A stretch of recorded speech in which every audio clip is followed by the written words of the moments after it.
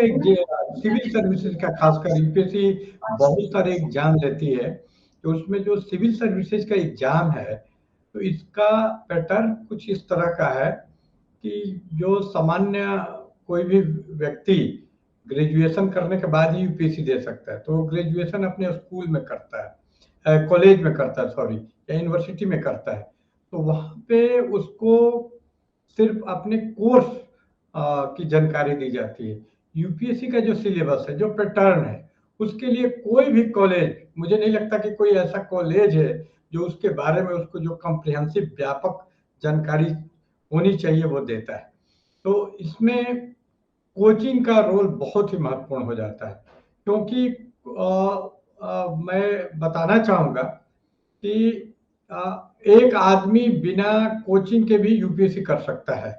कई लोग एग्जाम्पल देते हैं कि बिना कोचिंग के आदमी कर गया, तो मेरा उसमें ये कहना है कि वो आदमी अगर कोचिंग करता तो और भी अच्छा रैंक लाता।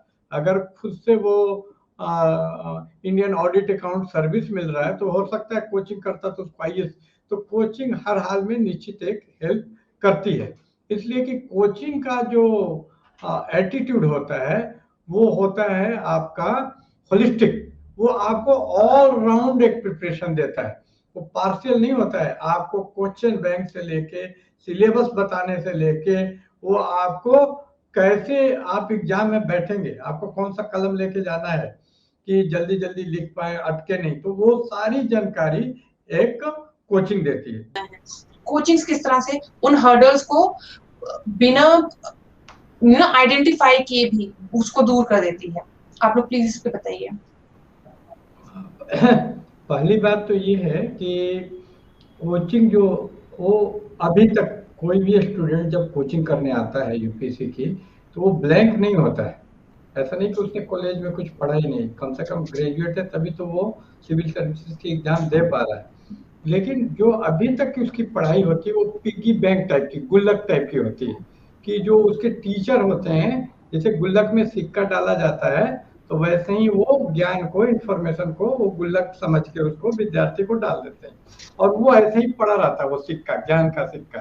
ठीक है, कोचिंग क्या करता है, उस गुल्लक को तोड़ देता है, उस सिक्के का इस्तेमाल सिखाता है। जो ज्ञान अभी तक, वो एक्स्ट्रा ज्ञान तो देता ही है, उस गुल्लक में और भी पैसे भरता है, प्लस इसके अलावा उस सिक्के का, वो ज्ञान का सिक्का जो आपके पास है, नॉलेज, उसका इस्तेमाल सीमा। इसलिए मैं तो देखता हूँ कि कोचिंग इतना आपको सूचना नहीं देता जितना ऑलरेडी सूचना है। इसलिए कोचिंग में जाने से आपकी मेहनत भी बच जाती है, तो आपको बहुत मेहनत नहीं करवाता है। ऑलरेडी जो आपने मेहनत किया हुआ है, ज्ञान इकट्ठा किया हुआ, उसका बेहतर इस्तेमाल सिखाता है कि आप कैसे उसका इस्तेमाल करेंगे।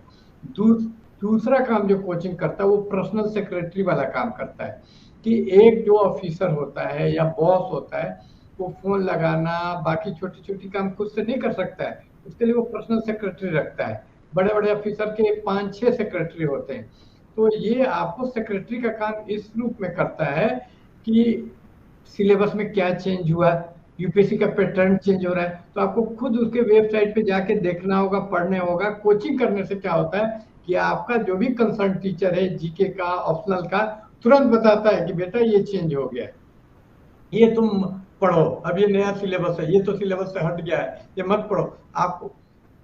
और इसी में ये भी आता है कि आप ने एनसीईआरटी की बुक की बात की, तो एनसीईआरटी की बुक में सब काम का चीज नहीं है यूपीएससी का। तो एक विद्यार्थी को खुद यूपीएससी का वो जो एनसीईआरटी का किताब यूपीएससी के लिए पढ़ के उसमें अंडरलाइन करना होगा कि ये इंपॉर्टेंट है, ये नहीं है, जो कुलभूषण सर बता रहे थे। तो वो कोचिंग आपके बदले में सेक्रेटरी के तौर पे कर देता है कि ये इंपॉर्टेंट है, फ्लो चार्ट बना दे, आपको रेडीमेड सब कुछ मिल जाता है, तो आपका समय और मेहनत दोनों बच जाता है। रेडीमेड आपको वहां पे सारा चीज आपके बदले वो करके, क्या सिलेबस है, क्या इंपॉर्टेंट है, पूरा जीप में जीप फाइल की तरह एकदम कॉन्डेंस करके आपको दे देता है। तो 1 साल में आप तैयारी कर लेते हैं यूपीएससी का, जितना खुद से आप 7 साल में भी नहीं कर पाते।